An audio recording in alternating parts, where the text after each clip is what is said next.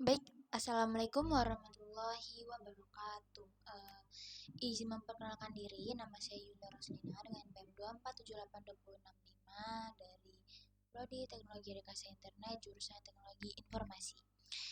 Pada video kali ini saya akan mempresentasikan proyek yang berjudul Platform E-commerce Sampah Anorganik Perencanaan dan Manajemen Project TI. Nah, jadi pembahasan saya ini nantinya akan mencakup latar belakang proyek, tujuan proyek, ruang lingkup, kebutuhan sistem, work breakdown, struktur atau WBS, perubahan skup, jadwal, anggaran, sampai kesimpulan dan rekomendasi. Untuk menurut saya sendiri, bagian manajemen project ini penting karena dalam membentuk sebuah sistem atau platform digital, kita ini nggak cukup nih hanya punya ide, kita juga nih harus tahu batasan proyeknya apa, fitur yang harus dikerjakan itu apa, lalu berapa lama waktu pengerjaannya, dan yang paling penting itu biaya yang dibutuhkan dan bagaimana cara mengendalikan proyek agar tidak keluar dari rencana. Begitu. Oke, kita lanjut slide berikutnya. Nah, dari slide ini permasalahan utama di proyek ini berawal dari sampah anorganik yang banyak ditemukan dalam kehidupan sehari-hari. Contohnya seperti botol plastik, kardus, kaleng, kertas, dan sampah sejenis lainnya. Sampah seperti ini sering dianggap sebagai limbah biasa. Padahal sebenarnya masih memiliki nilai ekonomi nih kalau dipilah dan disalurkan dengan tepat. Misalnya nih, dalam kehidupan sehari-hari, proses pemilahan sampah belum selalu dilakukan secara konsisten. Banyak orang nih belum terbiasa memisahkan sampah berdasarkan jenisnya. Selain itu, walaupun ada orang yang sudah memilah sampah, mereka nih sering kurang tahu nih harus menjualnya kemana, siapa pengepulnya, siapa yang bisa dihubungi, dan berapa kisaran harga jualnya. Begitu. Di sisi lain, pembeli rongsokan dan pengepul sebenarnya membutuhkan sampah anorganik tersebut. Namun, hubungan antara penghasil sampah dengan pengepul masih belum terhubung secara praktis dan terstruktur. Dari masalah ini, proyek ini mencoba menawarkan sebuah solusi berupa platform e-commerce sampah organik. Jadi platform ini dibuat untuk membantu pengguna mencatat dan menjual hasil pilah sampah, sekaligus membantu pengepul mencari barang-barang yang tersedia. Untuk intinya, proyek ini bukan sekedar membuat platform jual beli aja, tetapi membuat alur yang lebih rapi agar sampah anorganik ini tuh bisa bernilai dan tersalurkan secara mudah. Gitu. Kita lanjut ke slide berikutnya. Visi proyek dan parameter utama. Nah, proyek ini memiliki luaran utama berupa prototipe platform web responsif. Nah, web responsif ini dipilih karena lebih realistis untuk tahap awal. Dengan web responsif ini, platform bisa diakses melalui browser, baik dari laptop maupun handphone. Jadi tim ini tidak perlu langsung membuat aplikasi Android atau iOS secara terpisah. Proyek ini berada pada skema PKMKC, yaitu program kreativitas mahasiswa bidang Karsa Cipta. Fokusnya adalah menghasilkan karya atau prototipe yang dapat menjadi solusi dari permasalahan yang diangkat. Nah, dari sisi waktu, proyek ini direncanakan berjalan selama 4 bulan. Jadi semua tahapan harus diatur dengan baik, lalu mulai dari analisis kebutuhan, desain sistem, pembuatan prototipenya, pengujian, evaluasi sampai penyusunan laporannya. Dari sisi biaya, proyek ini memiliki anggaran sebesar 6.400.000. Anggaran ini harus digunakan sesuai kebutuhan agar proyek ini tetap berjalan sesuai rencana. Kalau dilihat dari materi manajemen proyek TI, proyek ini memiliki karakteristik proyek yang jelas. Proyek ini mempunyai tujuan khusus bersifat sementara, menghasilkan produk unit, melibatkan tim, memiliki batas waktu, biaya, dan juga risiko. Dari sini juga terlihat adanya tribe constraint ya, yaitu scope, time, dan cost. Scope-nya adalah pengembangan prototype platform, time-nya adalah 4 bulan, cost-nya adalah anggaran 6.400.000 tersebut. Jadi ketiganya itu harus dijaga agar tetap seimbang. Kalau scope-nya terlalu melebar, maka waktu dan biayanya bisa ikut bertambah. Karena itu perencanaan proyek ini sangat penting. Tuh. Kita lanjut pada slide berikutnya. Ekosistem pengguna. Nah, dalam platform ini ada dua pengguna utama, yaitu penjual dan pembeli atau pengepul. Nah, penjual ini berasal dari mahasiswa, lalu ibu rumah tangga atau sampah-sampah rumah tangga, UMKM, maupun masyarakat umum. Mereka ini kan adalah pihak yang memiliki hasil pilah sampah anorganik dan ingin menjualnya begitu. Misalnya ada pengguna yang menggunakan botol plastik atau kardus melalui platform ini, pengguna nih bisa nih memasukkan data barang seperti jenis sampahnya, beratnya, kondisinya, lokasi dan foto barangnya. Setelah itu barang tersebut akan muncul dalam daftar jualnya. Sementara itu pembeli dan pengepul ini menggunakan platform untuk mencari barang yang tersedia. Mereka ini bisa melihat kategori, melihat detail barangnya, lalu melakukan pemesanan. Jadi platform ini tuh mempertemukan dua kebutuhan. Penjual membutuhkan tempat untuk menawarkan hasil pilah sampah, sedangkan pengepul ini membutuhkan akses untuk menemukan barang yang bisa dibeli. Kalau dikaitkan dengan konsep stakeholder, ini penjual dan pengepul adalah stakeholder utama karena mereka menjadi pengguna langsung platformnya. Kalau untuk tim pengembang dan dosen pendamping juga termasuk dalam stakeholder karena terlibat dalam proses proyeknya. Nah, masyarakat juga menjadi stakeholder secara tidak langsung karena mendapatkan manfaat dari pengurangan sampah anorganik. Menurut saya memahami penggunaan ini penting ya karena kalau kebutuhan pengguna tidak dipahami dari awal, sistem yang dibuat bisa saja selesai tetapi tidak benar-benar membantu masalah yang ada. Kita lanjut ke slide berikutnya. Ruang lingkup atau scope health. Maaf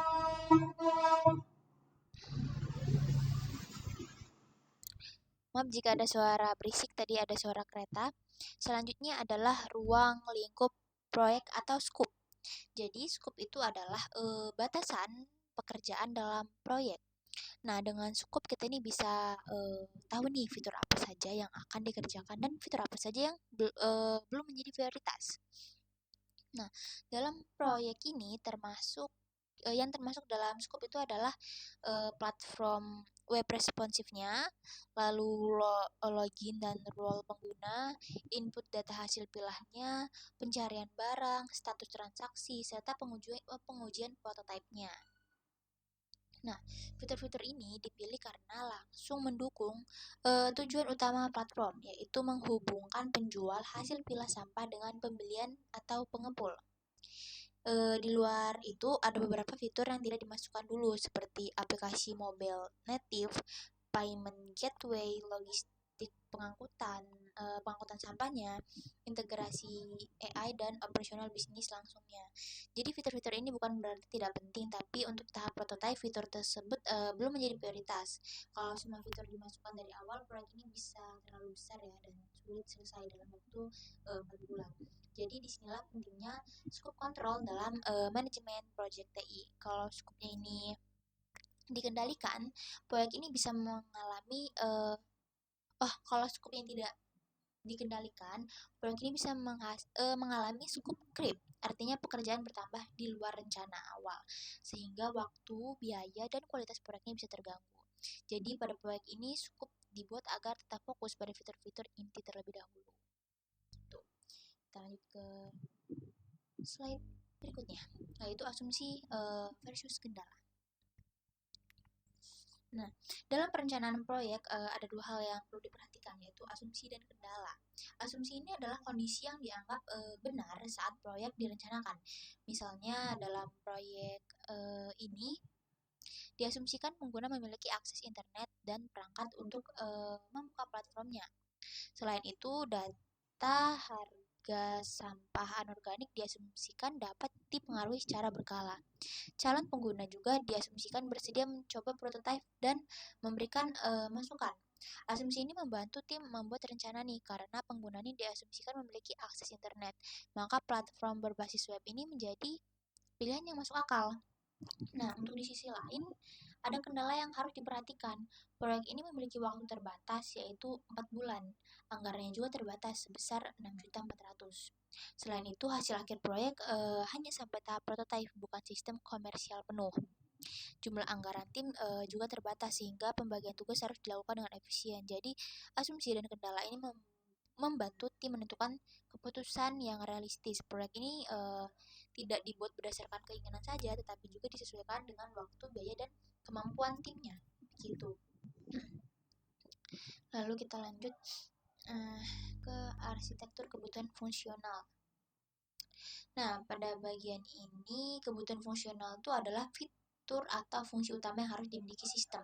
Dalam platform ini alurnya dimulai dari registrasi, lalu registrasi dan login. Lalu login ini berbasis role. Nah, role ini penting karena penjual dan pembeli ini memiliki kebutuhan yang berbeda. Penjual ini membutuhkan fitur untuk menginput hasil pilah sampah, melihat daftar barang yang dijual, lalu menerima pesan dan memantau transaksi. Sedangkan pembeli atau pengepul itu membutuhkan fitur untuk mencari barang, melihat detail barangnya, dan melakukan pemesanan. Setelah login, penjual ini masuk ke dashboard penjual.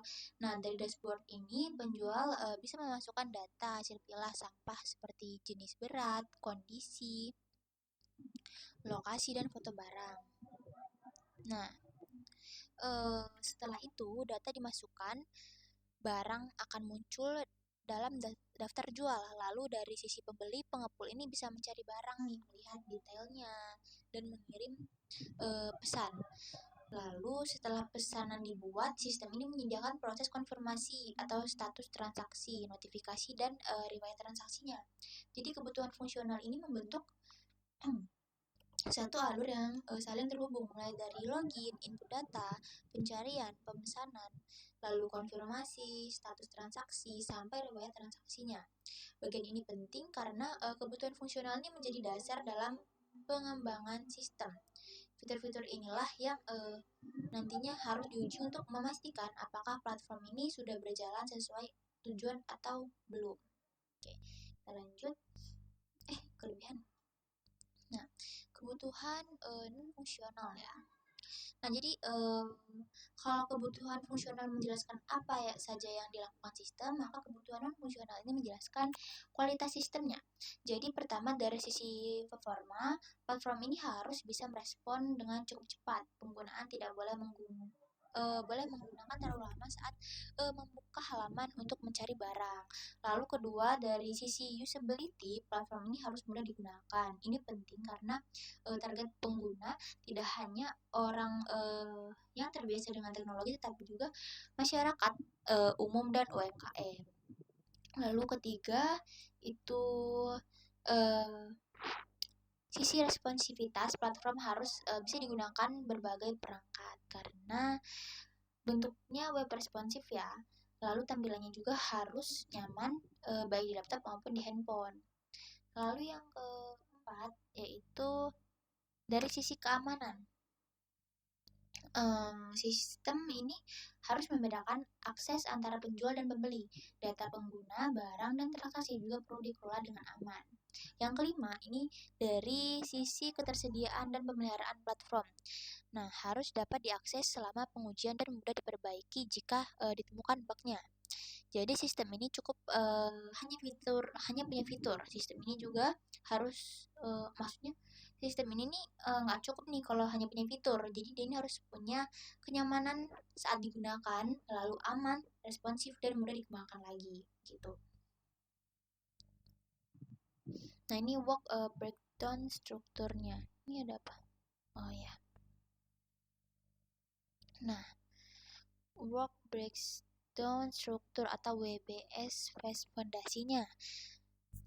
Jadi, WBS ini adalah pemecahan pekerjaan proyek menjadi bagian-bagian yang lebih kecil. Tujuannya agar pekerja lebih mudah direncanakan, dibagi, dikerjakan, dan dikontrol.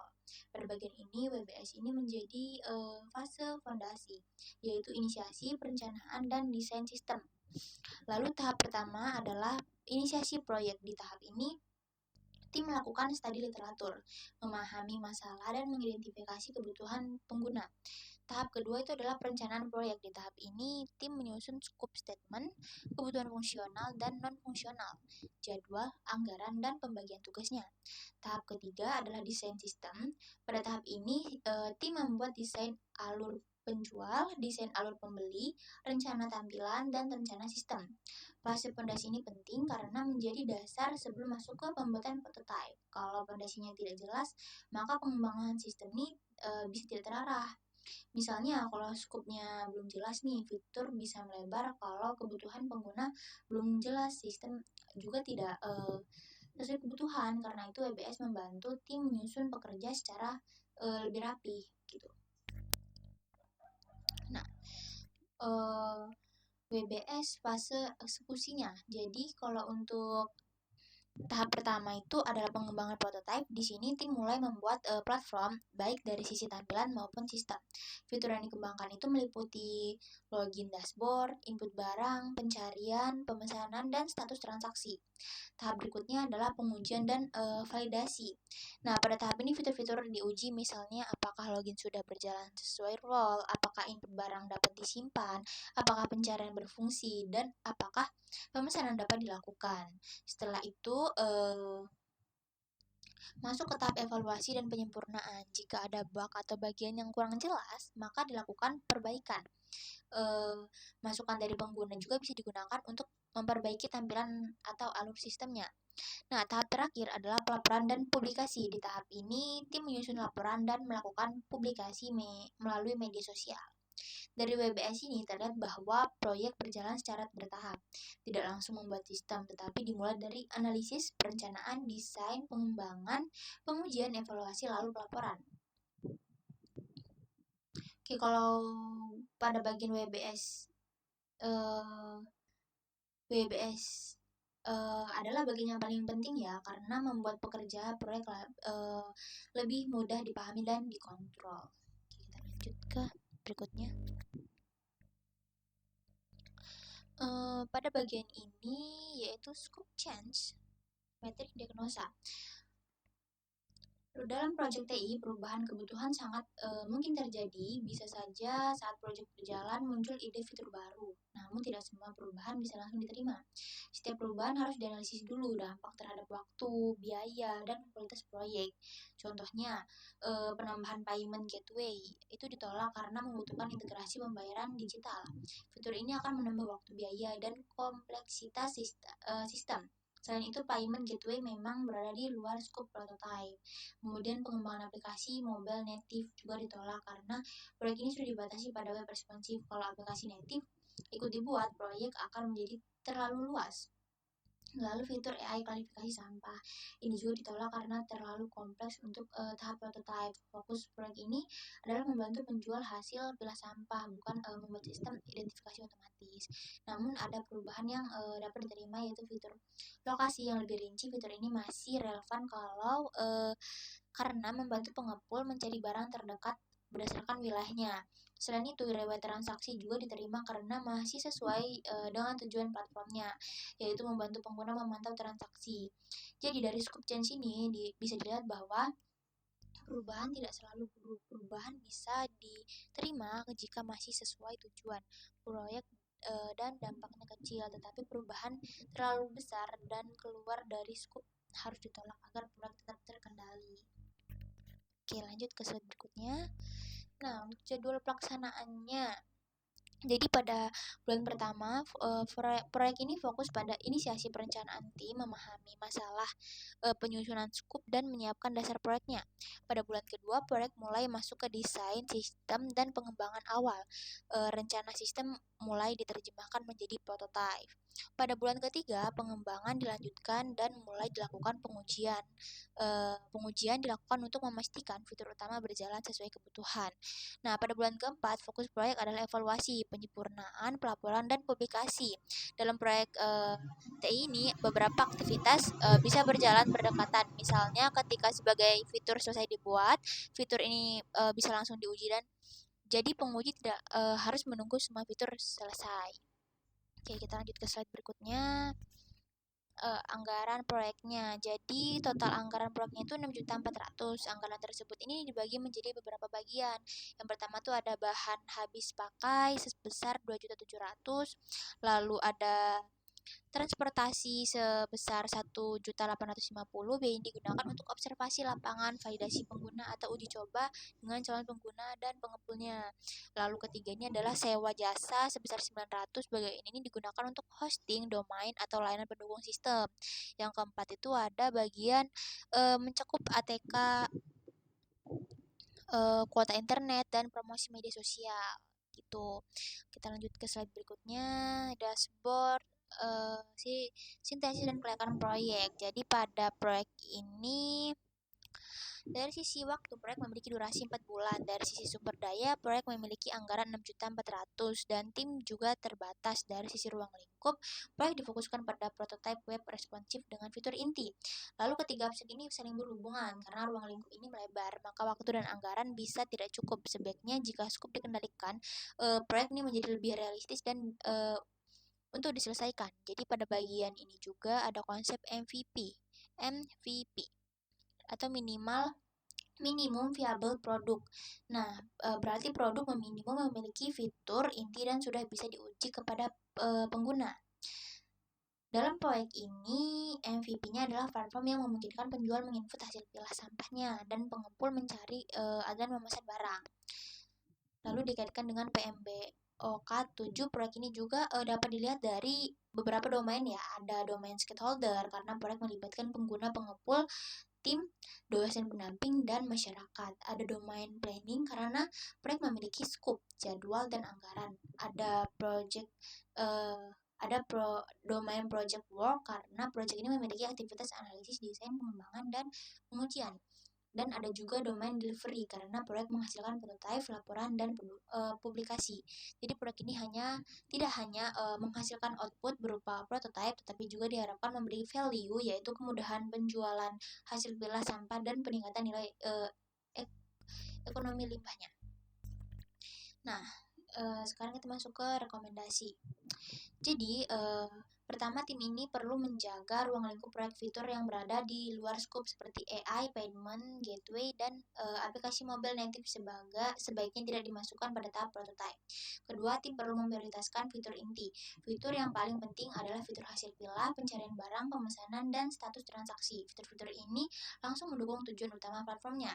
Yang ketiga, validasi pengguna sebaiknya dilakukan sejak awal. Dengan validasi lebih awal, tim bisa mengetahui apakah platform mudah digunakan dan sesuai dengan kebutuhan penjual maupun pengepul.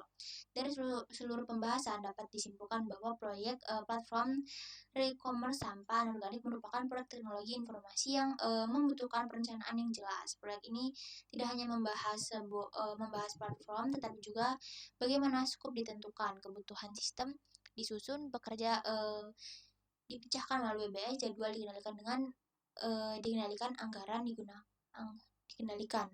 digunakan dan perubahan skop dianalisis. Oke, mungkin hanya itu saja yang bisa saya jelaskan. Jika banyak kesalahan atau kekurangan, saya mohon maaf. Saya akhiri. Wassalamualaikum warahmatullahi wabarakatuh.